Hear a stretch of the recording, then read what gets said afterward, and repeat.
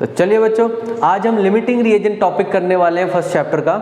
और ये टॉपिक के ऊपर बहुत ज़्यादा क्वेश्चंस आते हैं। अगर आप कंपटीशन में देखें, बोर्ड्स में देखें, भर भर के क्वेश्चन इस पे पूछे जाते हैं। तो आज का जो टॉपिक मैं आपसे डिस्कस कर रहा हूँ, लेक्चर जो ले रहा हूँ, इसको बहुत ध्यान से सुनना। एक बार इसको ध्यान से सुनोगे, नोट्स बनाओगे, कभी भी इस पर कोई प्रॉब्लम नहीं आएगी, सारे क्वेश्चन आराम से सॉल्व होंगे। एग्जाम्पल भी हम डिस्कस करेंगे। तो चलिए, लिमिटिंग रिएजेंट एक्चुअल में होता क्या है, अभी पहले इसकी डेफिनेशन लिख लेते हैं। Consider a reaction carried out when one reactant E is present in excess. मतलब E जो है वो एक्सेस में प्रेजेंट है, ज्यादा है amount, and one reactant L is present in a lesser amount. मतलब L जो है वो लेसर अमाउंट में प्रेजेंट है। और जो पूरी रिएक्शन का जो व्हाट यू से प्रोडक्ट निकल के आएगा, वो प्रोडक्ट डिपेंड करता है लेसर अमाउंट के ऊपर। अब थोड़ा इसको दिमाग के अंदर डालने के लिए एक एग्जांपल यूज़ करते हैं। जैसे मान लेते हैं कि हमारे जो एरिया के मेन लीडर हैं, कोई बहुत उच्च कोटि के लीडर हैं, उन्होंने अनाउंसमेंट करी है कि हम कुछ गरीब लड़कियों और लड़कों की शादी करवाएंगे।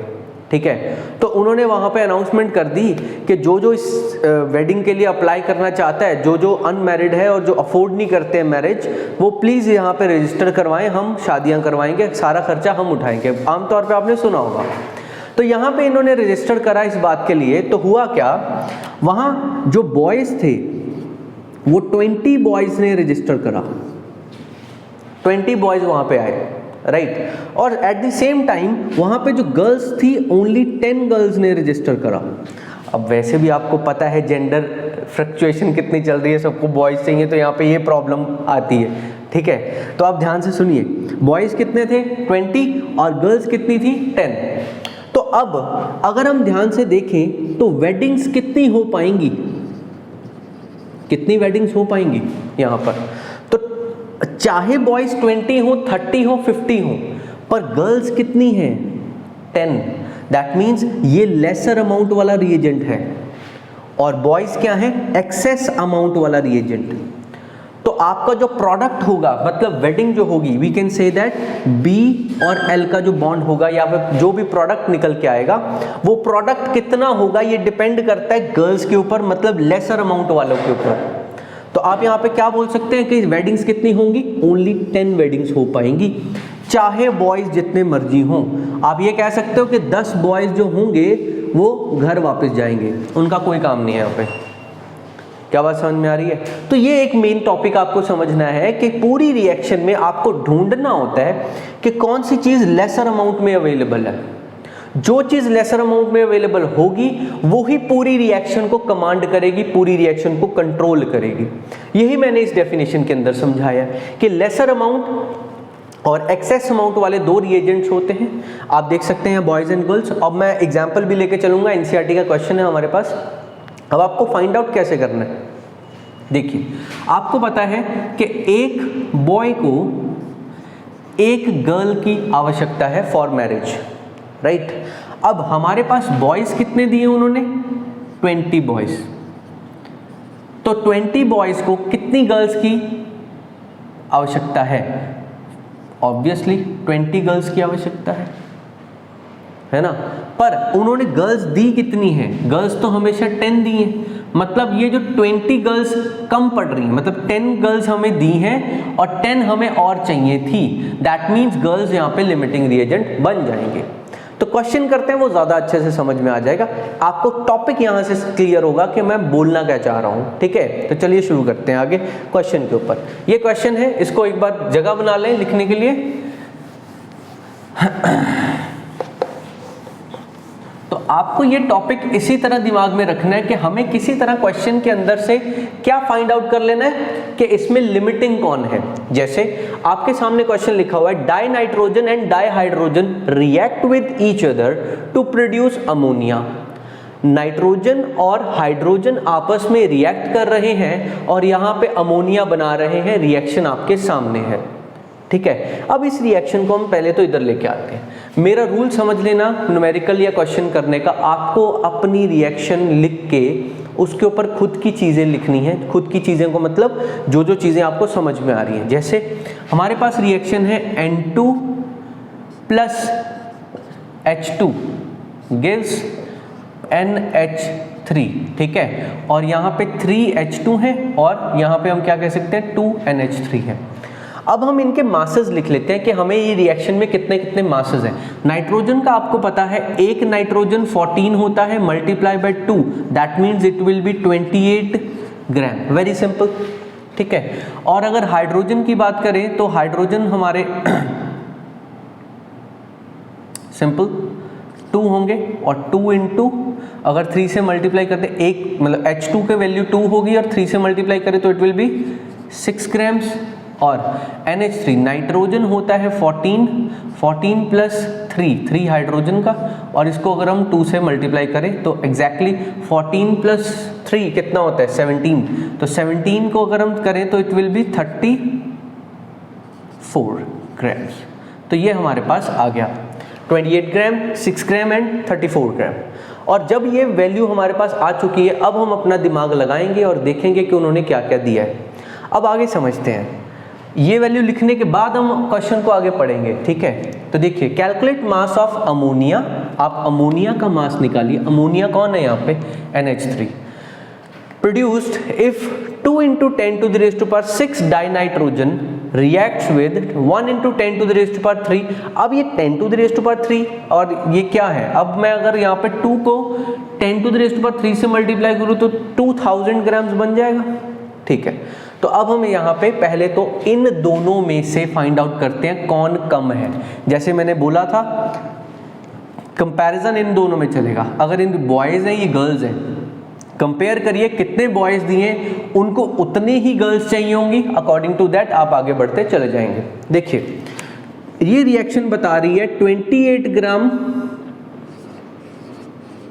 नाइट्रोजन को 6 ग्राम हाइड्रोजन की जरूरत है। सिंपल में लिखेंगे, बहुत सिंपल, ठीक है। 28 ग्राम नाइट्रोजन को 6 ग्राम हाइड्रोजन की जरूरत है, राइट। और अगर हम बोले यहाँ पे 1 ग्राम तो 28 को इसके नीचे ले जाते हैं तो यहाँ 1 ग्राम बच जाएगा ना। तो 1 ग्राम नाइट्रोजन को कितने की जरूरत है 6/28 ग्राम हाइड्रोजन की जरूरत होगी। हम कैलकुलेट करना स्टार्ट कर रहे हैं। तो नाइट्रोजन हमें दिया कितना हुआ है, उन्होंने बोला है 2 × 10⁻3 ग्राम डाई नाइट्रोजन। तो मतलब ये 2 × 10⁻3 को मैं 2000 बोल सकता हूँ, 2000 ग्राम नहीं हो जाता। और ये 1 × 10⁻3 को 1000 ग्राम भी बोल सकता हूँ, राइट। तो मैंने बोला हमें नाइट्रोजन उन्होंने दिया है 2000 ग्राम, नाइट्रोजन को कितने हाइड्रोजन की जरूरत होगी। तो हमने क्या करा 6/28 मल्टीप्लाई विद 2000, और जब हमने इसको 2000 से मल्टीप्लाई करा तो आंसर आया 428.57। मल्टीप्लिकेशन आप खुद करिएगा, टाइम बहुत ज़्यादा वेस्ट हो जाएगा मल्टीप्लिकेशन। तो आपको क्या समझ में आया कि उनको कितना चाहिए हाइड्रोजन, मतलब 2000 जो नाइट्रोजन दिया है उसको कितना हाइड्रोजन चाहिए 428.57।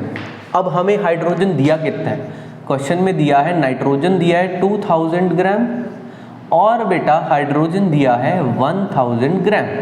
तो सर ये तो 428 चाहिए था, दे कितना दिया 1000, तो ये ज़्यादा नहीं दे दिया, मतलब 2000 नाइट्रोजन को सिर्फ 428 चाहिए था पर दिया कितना उसने ज़्यादा। तो आप क्या बोलेंगे यहाँ पर कि सर हमारे पास H2 जो है वो क्या हो गया है एक्सेस में हो गया है और N2 जो है वो लिमिटिंग रिएजेंट हो गया, कम हो गया।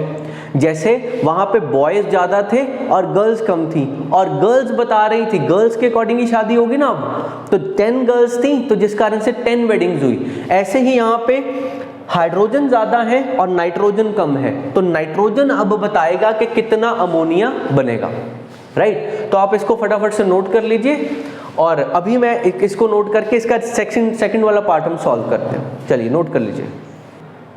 तो चलिए बच्चों अब हमें ये पता लग चुका है कि लिमिटिंग रिएजेंट कौन है। यहाँ पे हमारे पास लिमिटिंग रिएजेंट अब है नाइट्रोजन, राइट, ये हमने लिखा है लिमिटिंग रिएजेंट यहाँ पे नाइट्रोजन है।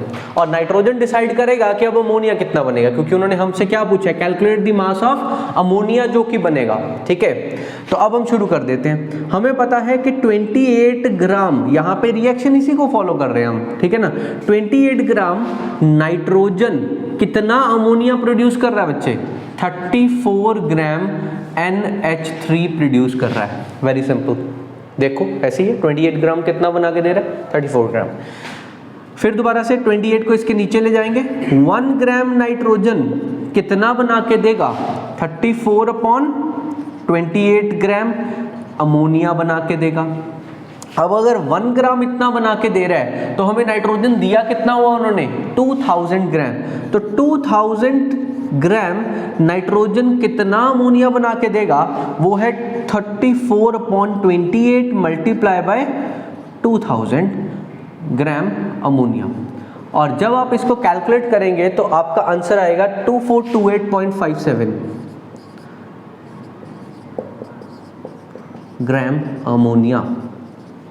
मल्टीप्लिकेशन आपको खुद करनी है, बस आपको ये चीज ध्यान में रखना है कि हमें लिमिटिंग रिएजेंट ढूंढ के उसके बेसिस पे क्वेश्चन को सॉल्व करना है।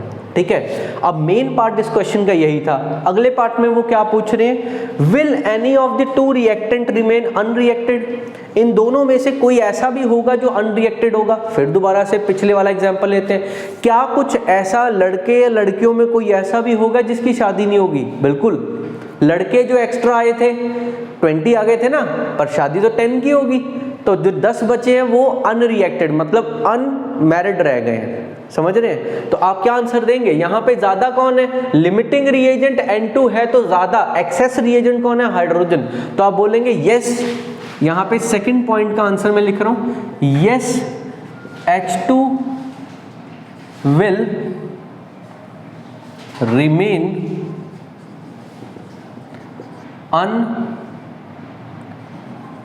Unreacted, H2 will remain unreacted. ठीक है, अगर H2 ये अनरिएक्टेड है, इकट्ठा है, ठीक है, तो अनरिएक्टेड अगर रहेगा तो उन्होंने तीसरे पॉइंट में हमसे क्या पूछ लिया, if yes which one and what will be the its mass. तो कौन होगा, पहले तो H2 ये हमने लिख दिया, तो उसका मास कितना होगा जो अनरिएक्टेड रह जाएगा। आपने अभी अभी निकाला, हमें H2 दिया कितना है 1000, तो गिवन H2 का मास कितना है 1000 ग्राम एंड रिक्वायर्ड H2 का मास कितना है, वो अभी आप निकाल के आए थे 8.57। तो इतना हमें चाहिए और इतना हमें दिया है और चाहिए बस इतना है। तो जब आप इसको माइनस कर देते हैं तो 1000 minus 428 is equal to it's around 571.48 grams. Video बहुत लंबी ना खिंच जाए और आप मेन कॉन्सेप्ट को पकड़ पाएं, इसलिए कैलकुलेशंस को हम थोड़ा स्किप करते हैं, राइट, ताकि आप कम समय में अपना सारा सिलेबस और जो जो चीज़ें आप रिवाइज करना चाहते हैं बहुत अच्छे से कर सकें। और मुझे पता है कि जो +1 का बच्चा यहाँ पे बैठा है, मल्टीप्लिकेशन और माइनस तो बहुत आराम से उसको आते हैं, तो हम वो चीज़ टारगेट करेंगे जो हमने सीखना है, ना कि उसके ऊपर टाइम वेस्ट करेंगे जो हमें ऑलरेडी बहुत अच्छे से आती है और डेली कर करके थक गए हैं जिसको। समझ रहे हैं, लिमिटिंग रिएजेंट समझना था, उसको आप बहुत ध्यान से सुनिए। ये जो चीज़ें मैंने आपको बताई हैं, कैसे पहले तो लिमिटिंग रिएजेंट ढूंढना है और फिर आपको बताना है कि कितना प्रोडक्ट निकलेगा। अब हमारा मेन टारगेट क्या है कि कहीं से पता लग जाए कि इन दोनों में लिमिटिंग रिएजेंट कौन होता है। तो इसके ऊपर मैं एक और क्वेश्चन करवाता हूँ आपको, बहुत शानदार क्वेश्चन है, बहुत बार एग्जाम्स में आया हुआ है, तो अब ये मुझको प्रैक्टिस करते हैं, आप एक बार इसको नोट कर लीजिए। तो चलिए बच्चों एक और क्वेश्चन देखते हैं हम। ये बहुत ही ज़्यादा इंपॉर्टेंट क्वेश्चन है और हमें लिमिटिंग रिएजेंट का ना मेन पॉइंट जो होता है कि ये पता करना कि कौन लिमिटिंग रिएजेंट है दोनों रिएक्टेंट्स में से, उसको हम थोड़ा सा जज करेंगे और सीखेंगे। ये क्वेश्चन के बाद ना आपको काफ़ी पकड़ बन जाएगी कि क्वेश्चन में लिमिटिंग रिएजेंट कैसे पकड़ना है, और मैक्सिमम टाइम और निकाल दिया करोगे। अब देखो जरा ध्यान से, अब यहाँ पे क्या दिया है कि एक रिएक्शन है हमारे पास A + B2 गिव्स AB2। तो इसको हम एक बार लिख लेते हैं और इसके बारे में सारी बातें समझते हैं। तो AB2 ऐसे करके लिख लिया। अब A को हम क्या बोल सकते हैं, एक एटम ए का, ठीक है। और यहाँ ये एक एटम नहीं है, मॉलिक्यूल है, तो इसको बोल सकते हैं एक मॉलिक्यूल किसका, B2 या बी का एक मॉलिक्यूल, ठीक है। और ये क्या कह सकते हैं, एक कंपाउंड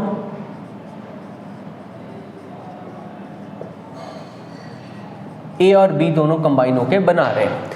तो इन शॉर्ट हमें वैसे इससे कुछ लेना देना नहीं है, क्योंकि आपको पता है लिमिटिंग रिएजेंट होता है, मतलब उसका पूरा लेना देना रिएक्टेंट से है। तो कभी भी लिमिटिंग रिएजेंट ढूंढना है ना, तो रिएक्टेंट वाली साइड ही मिलेगा, उस साइड जोर नहीं लगाना, पहले इधर ही फाइंड आउट करना हमें। तो इन दोनों में से हम फाइंड आउट करेंगे। इसको और कैसे बोल सकते हैं, अब एक ही दिख रहा है, तो एक एटम हो या एक मोल हो, आप जैसे देख सकते हो, एक एटम ए को एक मॉलिक्यूल बी की आवश्यकता है मिलने के लिए, ठीक है। ऐसे ही अगर एक एटम की जगह 10 एटम हो तो उनको 10 मॉलिक्यूल की जरूरत होगी, 20 एटम हो तो 20 मॉलिक्यूल की जरूरत होगी। ऐसे ही अगर एक मोल ए हो तो उसको एक मोल B2 की जरूरत होगी, समझ रहे हैं। बस ऐसी चीज़ों को अगर आपने दिमाग में रख लिया है तो अब हम क्वेश्चन सॉल्व करना स्टार्ट कर देते हैं, बस दिमाग अब चलना स्टार्ट हो जाएगा। देखिए सबसे पहले उन्होंने क्या बोला, अगर हमारे पास 300 एटम्स ऑफ ए हैं और 200 मॉलिक्यूल्स ऑफ बी हैं। सर हमने पहले बोल दिया कि एक एटम ए को एक मॉलिक्यूल ही B2 का चाहिए, B2 का कितने मॉलिक्यूल चाहिए, एक ही चाहिए बस, ठीक है। पर इन्होंने क्या करा, 300 एटम ए के दे दिए और 200 बी के दे दिए, बी के मॉलिक्यूल्स। तो हम क्या बोलेंगे कि 300 एटम्स ए को 300 मॉलिक्यूल्स बी के चाहिए थे, पर उन्होंने दिए कितने हैं, गिवन कितने हैं 200, तो मतलब 200 मॉलिक्यूल्स दिए हैं उन्होंने B2 के। तो दैट मीन्स B2 यहाँ पे क्या हो गया हमारा, लिमिटिंग रिएजेंट। B2 कम दिया है उन्होंने, क्योंकि उन्होंने गिवन कितने हैं 200, यहाँ पे देखो लिखा हुआ है 300 को 300 चाहिए, तो दिए कितने 200, तो कम है। आगे second point, 2 moles of A gives 3 moles of B, मतलब 2 मोल A के साथ किसको मल्टीप्लाई, किसको रिएक्ट करवाना है, 3 मोल B को। मैंने पहले बोला 1 मोल A है तो 1 मोल ही B चाहिए, तो फिर दोबारा से क्यों टेंशन डाल रहे हैं, 2 मोल है तो यहाँ 2 चाहिए थे ना, इन्होंने 3 क्यों दे दिए, इस बार B ज़्यादा दे दिया, पहले B कम दे दिया था, इस बार B ज़्यादा दे दिया। तो आप क्या बोलेंगे, ये दोनों बराबर होने चाहिए, तो आप क्या बोलेंगे सेकंड पॉइंट के लिए, this is for first point and this is we are going to do second point, के 2 मोल A को 2 मोल B ही चाहिए थे, ठीक है। और उन्होंने गिवन में कितने दिए हैं हमें, 3 मोल B। दैट मीन्स यहाँ पे लिमिटिंग रिएजेंट जो होगा वो A होगा, A यहाँ पे लिमिटिंग रिएजेंट बन जाएगा, ठीक है। बाकी के और देखते हैं, 100 एटम A के और 100 मॉलिक्यूल्स B के, ये बात ठीक करी, ये भी 100 और ये भी 100, तो आप यहाँ पे बोलेंगे for third point, no limiting reagent here, यहाँ पे कोई भी लिमिटिंग रिएजेंट नहीं है। आप दोनों में से किसी से भी पूछ सकते हैं, जैसे 10 लड़के आए हैं और 10 लड़कियां, तो सबकी शादी होगी ना। अब आप चाहे लड़कों को देख के बताओ 10 लड़के हैं तो 10 शादियां हो जाएंगी, या लड़कियों को देख के बताओ कि 10 लड़कियां 10 शादियां हो जाएंगी, दोनों चीज़ें सेम हो जाएंगी, ठीक है। तो अब आगे चलते हैं, 5 मोल्स ऑफ A और 2.5, फिर पंगा ले रहे हैं। अब B को फिर उन्होंने कम दे दिया, मैंने बोला अगर 5 मोल इसको दोगे तो 5 ही इसको दो, क्योंकि हमारी रिएक्शन कह रही है एक चाहिए। फिर से हमने क्या करना है, फोर्थ पॉइंट में यहाँ पे कम कौन है, B, तो आप सिंपल बोल सकते हो B is equal to limiting reagent, समझ रहे हो ना, पूरा डिटेलिंग हो चुकी। अब यहाँ पे 2.5 mole of A, 5 mole of B, आप फिर पंगा ले रहे, फिर इसको कम दे दिया उसको ज़्यादा, तो अब इस बार फिफ्थ में कौन होगा, A is the limiting reagent. बस ऐसे जो लिमिटिंग रिएजेंट है वो डिसाइड करेगा कि क्या कंपाउंड बनेगा। आपको लिमिटिंग रिएजेंट निकालना आना चाहिए कि कितने A को कितना B चाहिए और उन्होंने कितना दिया है क्वेश्चन में, बस इसको आप सॉर्ट आउट कर लीजिए, क्वेश्चन सभी बन जाएंगे, ठीक है। आप इस वीडियो को अगर एक बार दोबारा से सुन लेंगे, चाहे फास्ट मोड पे सुन लीजिए, चीज़ें एकदम क्रिस्टल क्लियर हो जाएंगी, सवाल तड़ निकलने शुरू हो जाएंगे, समझ गए। बस आपको इसके नोट्स प्रॉपर बनाने हैं, जो जो चीज़ें मैंने बताई हैं उसको नोट डाउन करना है, हाथ से लिखने पे दिमाग में बहुत अच्छे से जाता है चीज़ें, समझ रहे हैं। तो इसको एक बार नोट कर लीजिए।